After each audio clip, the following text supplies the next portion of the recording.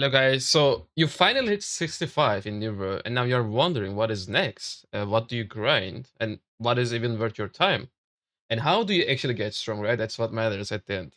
I think AGS has done a great job with the main circus, and it's pretty straightforward, but so many people in my Twitch chat are asking about what they should do once they hit 65.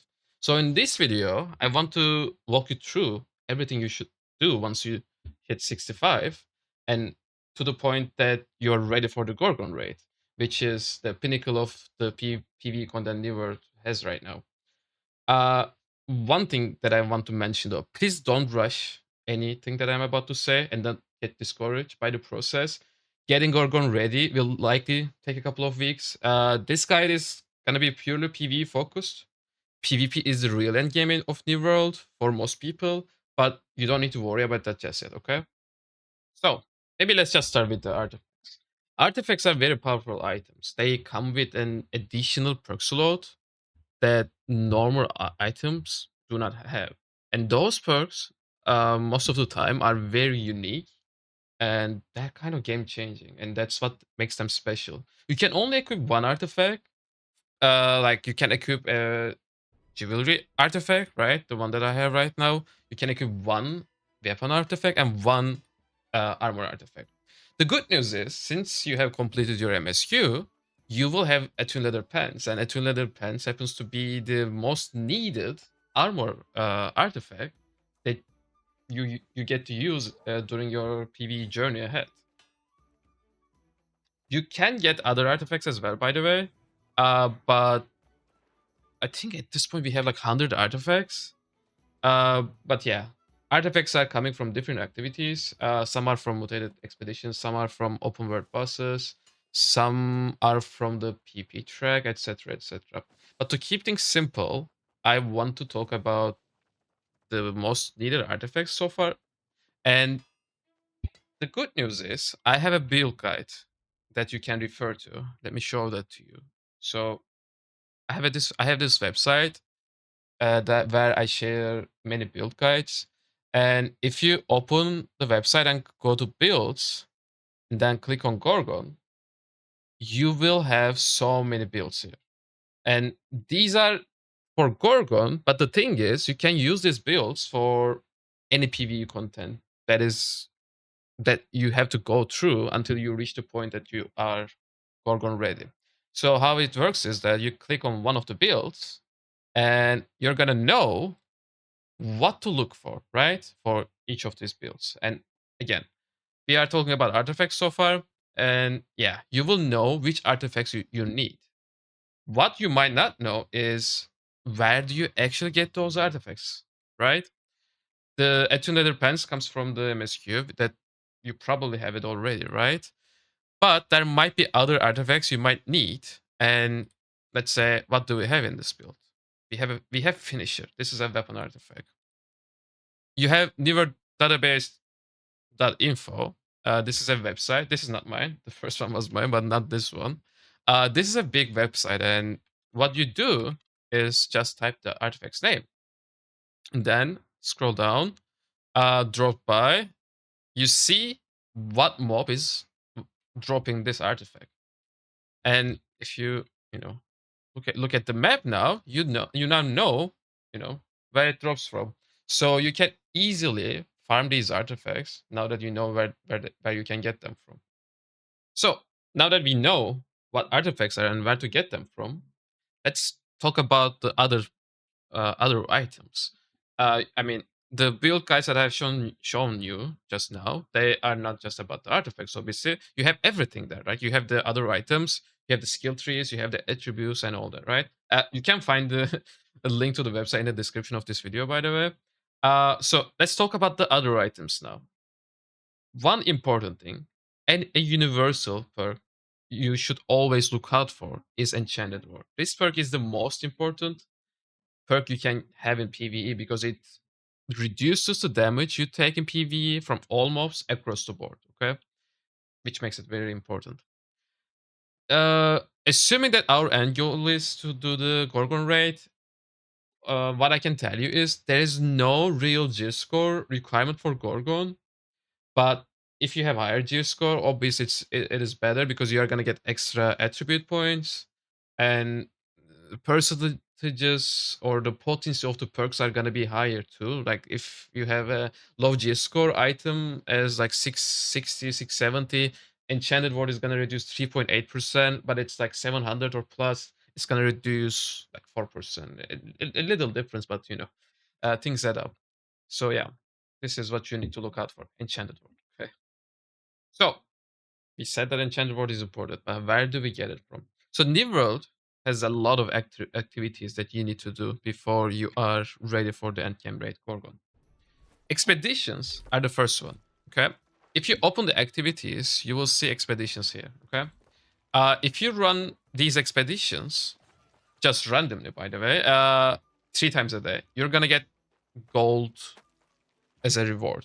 If you I think each time you complete a random dungeon, you get like 750 gold.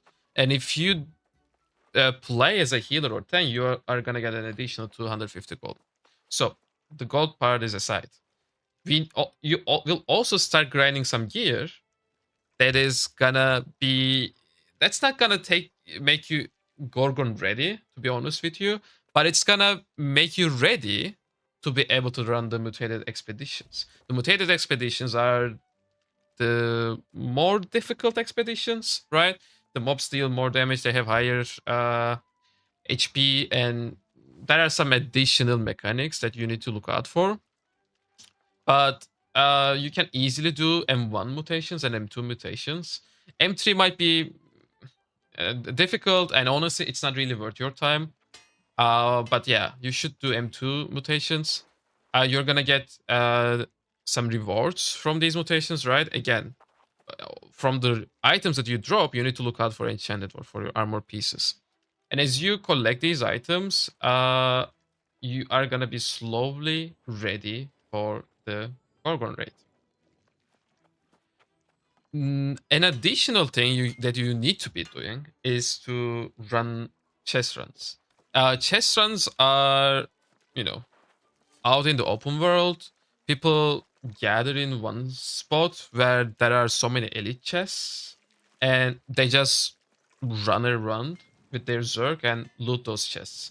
Those chests are gonna drop some usable items. Again, you're not gonna get a base endgame item from these chests, unfortunately. But again, these also help you become Gorgon ready. So you need to keep an eye on those. How do you join a chess run? So you just look into the recruitment chat, and lucky enough, someone is doing a chess run in Zor1 right now. And people will start typing like this plus Zur1 or X Zur1 if you're on NA. And what you need to do is to type the same thing in the recruitment chat and just wait for them to, invite you to the raid.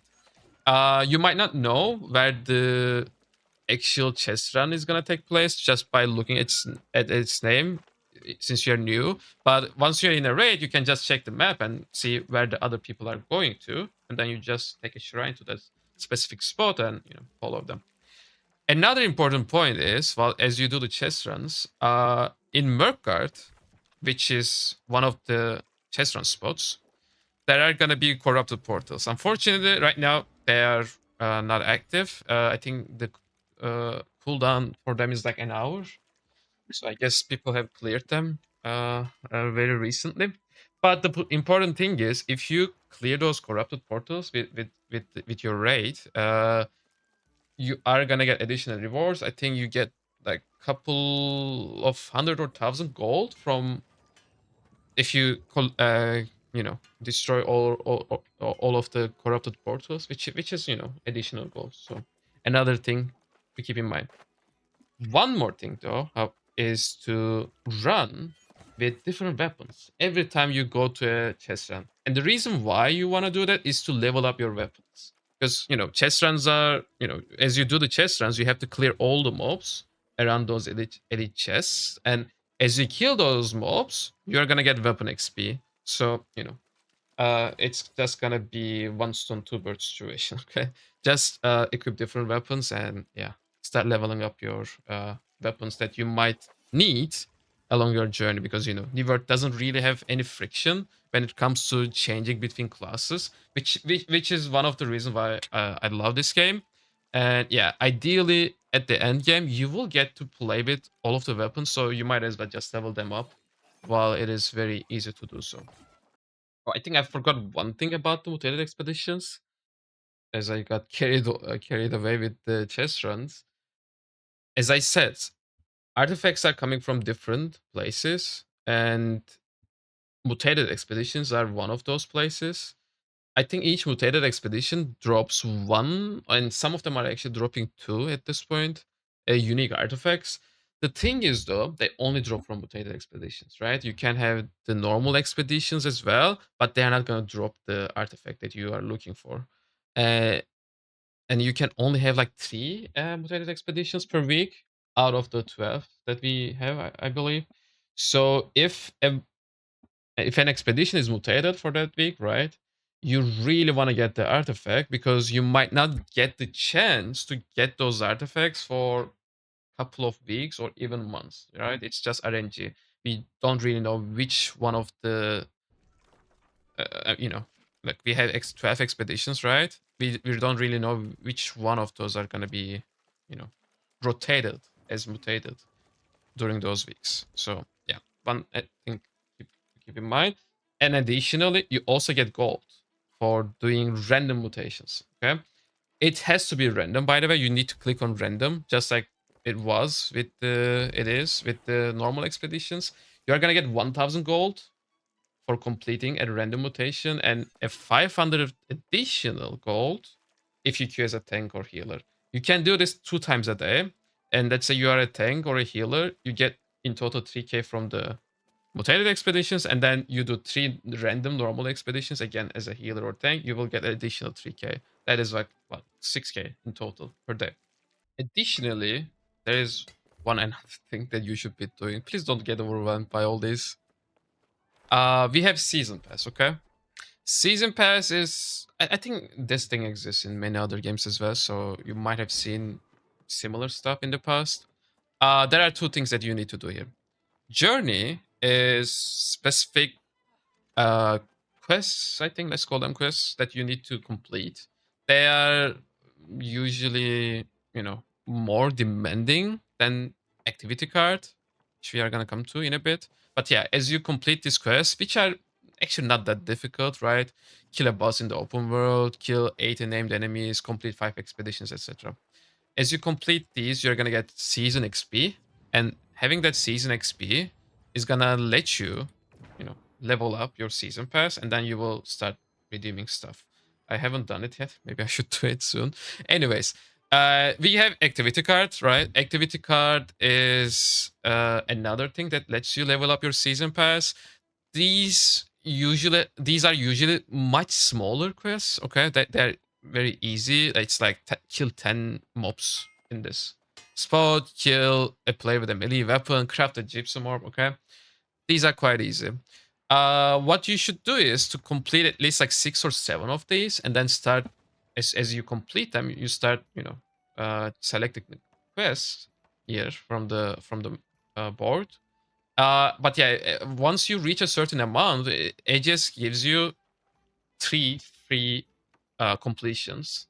And if you complete a full roll, you are gonna get an additional point that you can use. And if you have around 6 or 7 that are not really next to each other, you're gonna be able to finish the entire thing, right? You're gonna finish the entire 16 here, and yeah, you don't actually have to finish 16 unique small activities that you see here. Okay.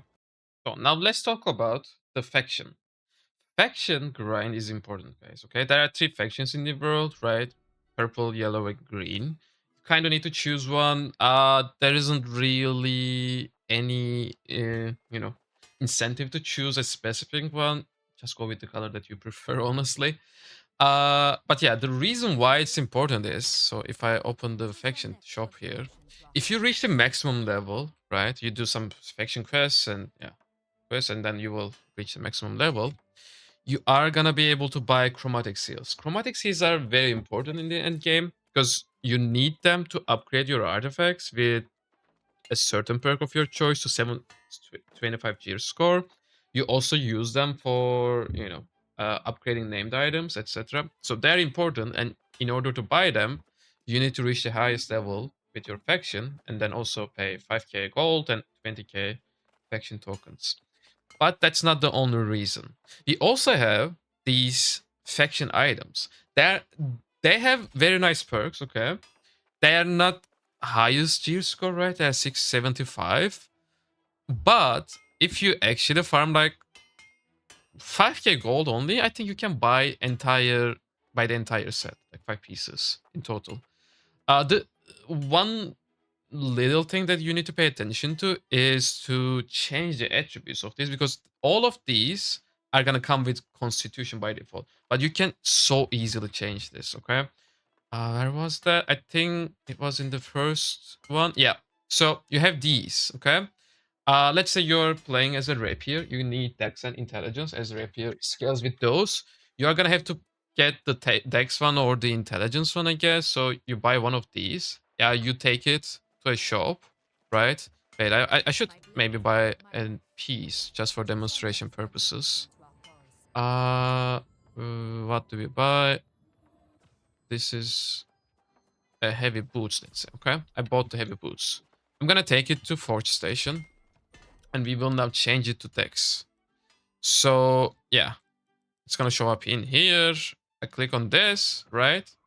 And I click on this, and now it is Dex instead of Constitution. Again, these might not be good enough for Gorgon, although you know what, they can they might be actually. It's just that you are gonna be missing some items with certain weapon perks, right? Again, we were talking about the evade rapier example. You want to get flurry and omnidirectional evade perks, but these items are just, generic health, enchant ward, and refreshing, so you might have to change a few of these. But the point being is that these are definitely good enough to, you know, help you run M2s. And again, entire set only costs like 5k. So yeah, should be achievable by pretty much everybody. Question then is, how do you even get those items with the specific perks that you need, right? Again, going with the same example, Leeching Flurry and Omnidirectional Evade perks. You're gonna have to farm gold. Hey guys, this is an MMORPG. Gold, in-game gold is part of the gameplay. There are so many different ways, you know, you can farm gold with. And the easiest one for a new player is to do gathering, right? If you were leveling up, right, you must have seen all the nodes out there. Like you can chop trees, you can loot, you, you can mine ore, etc., etc. Uh, in order to do those, you are gonna need tools. Okay, the tools are without tools you can't really do any mining, right? So tools are here, right? You're gonna want to get something like 625. The perks that you are looking for are mostly a yield, okay, and luck. Those two are the most important. Again, you have like 5 different perks here, but those are the most important ones. So when you search for a tool in trade post, please look for those 2 perks. One additional thing about doing gathering is to level up your gathering so that you can mine orichalcum ore instead of star metal, or let's say, I mean, you should be able to mine all of them. The way you do that is in the faction shop, you have the caches, I think they're called, that you buy for a little amount, honestly. Like, let's say we want to get the mining one here. I buy it, okay? Then I use it, if I can find it. It's gonna give me this unusual ore. I'm gonna take that ore, and then I will go to the smelting shop, because mining and smelting is relevant to each other. And yeah, you will see the thingy here. You're gonna craft this.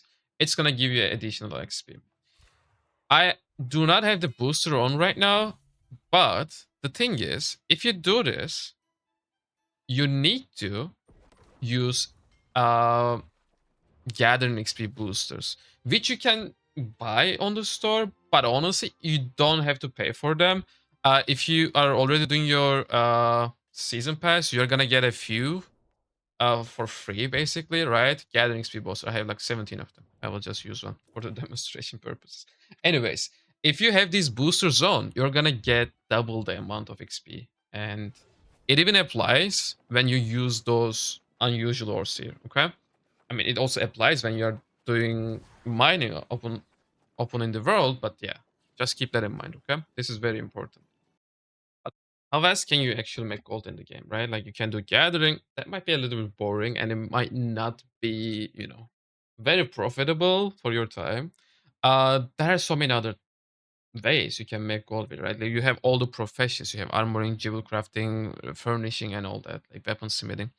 And all of these professions are able to give you some gold if you do it right. And on my website, I recently started to make some calculators that you can use to craft certain items and then sell them for a profit. For example, we have the runglas one here. This one is gonna uh, you are gonna have to get weapon smithing leveled up. Unfortunately, I think also jewel crafting because you wanna put the gems into the rune glasses as well. But the point being here is that you come here, right? You open the rune glass gold making tool. You put prices of each of these materials, okay? And then you just press calculate. These numbers are randomized. You have to put the numbers from your own server, and eventually, when you hit the calculate button, it's going to tell you the cost associated with making these rune glass cases. And what you can do with that information is that you can just check the trading post and identify opportunities, identify the items or rune glasses that you can sell. Same applies to the trophies version of it, right? You pick a certain trophy, it's gonna tell you, the tool is gonna tell you what mats are required to craft these trophies. You will check the prices on the market, hit the prices here, right? I'm just putting random numbers now. You have to put numbers from your own server. You hit calculate, and it's gonna tell you how much it costs to make these trophies. And then you check that trophy on the market, and check others who are selling this. And if there's any profit margin, take advantage of that. Again, you can maybe do market flipping as well, right? You can buy items from the market that you identify as, hey, this item is so cheap. Maybe I could just buy it and then sell it. But as a new player, this is pretty much, I mean, it's pretty difficult, right? You need to know the worth of an item, and it's kind of unlikely for a new player to know that. But yeah, as you progress, you can, take advantage of stuff like this as well. Let's now maybe talk about the houses. So houses, you can buy 3 houses in New World. You will have to buy them from different towns. What they give you is you get fast travel points to the towns that where you have a house in, which is something nice. You get trophy slots, and trophies are little items that you place into your houses. You have like 5 slots for each house, and those trophies can be like combat trophies, crafting trophies, right? They give additional bonuses as you do that type of content in the game. You can also have additional storage space in a certain town where you have a house in. You will have to buy storage chests for those. Uh, and the amount of storage chests you can place in a house depends on the tier of the house. Like the cheapest house is 5k gold, and then you go up to 20k gold.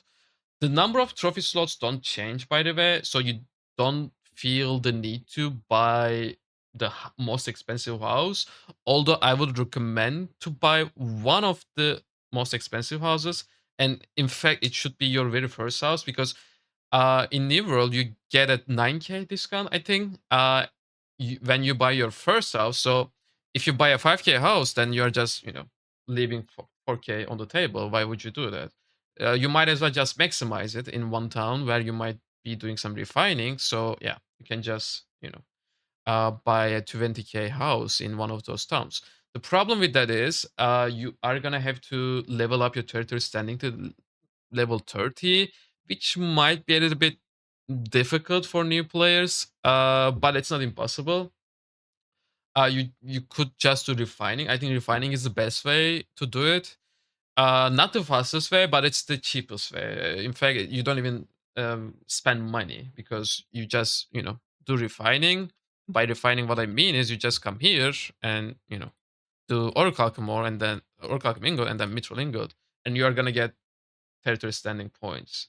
While you do that, you can also use the territory standing booster, which is also something you can use, right? This one, you're gonna get double. And yeah, once you reach level 30, you can then buy a house, which is important again. And once you have a house, you need to place trophies in them, right? Since our end game in terms of PB is to be able to complete the Gorgon raid, and in Gorgon raid, mobs are angry Earth, and you might not be able to afford a major angry Earth combat trophy, right? That is, those trophies I think are like 5 to 10k each. But you can just buy the basic ones, right? Basic ones are gonna give you 4% extra damage to angry Earth. Major is just 5%, so it's just 1% difference, honestly, to complete the Gorgon. Basic ones are enough. So yeah, you should just get those trophies and then place them into your house. Anyways, guys, hopefully this summarizes everything. I'm sorry if the video is a bit long, but when I start giving out information, I just can't stop, okay? I'll be honest with you. Yeah, but again, if you have watched until now, I think you have, pretty much. I mean, you have enough information to be Gorgon ready. And as I said in the beginning of the video, don't be discouraged. This is not a 1 day long journey. For you to reach endgame PVE, it's gonna take some time. If you'd like to watch me on Twitch live, the link is in description. I go live pretty much every day after like 2 p.m. Central European time. So feel free to come by, ask any questions, either here in the comments, right? You can also use that, or just live on Twitch. One important, one more important thing is that we do the Gorgon raid with my chat every Tuesday, and throughout the week spontaneously as well. But since the weekly reset day is Tuesday, we dedicate that entire day for the Gorgon runs that we run with our chat. And everyone is welcome, right? After you follow this guide and become Gorgon ready in terms of your gear, you can just come to our Twitch chat and you can join one of our Gorgon runs. We do like 13 Gorgon runs. I think that was the latest amount. Yeah, the last Tuesday we had like 13 Gorgon runs with the chat, and yeah, that was a lot. But I like helping out the community, and anyone is welcome. Everyone is welcome. Again, just drop by. You don't have to know the mechanics. I can explain you the mechanics. Just come with somewhat usable gear, right? Follow the build guide that I have on the build guides that I have on the website. Pick a build, and yeah, just try to build towards it. You don't have to copy or follow it like 100%. Just try to come close to it, okay? It's gonna be enough. Anyways, guys, thanks for watching and good luck out there in Aeternum.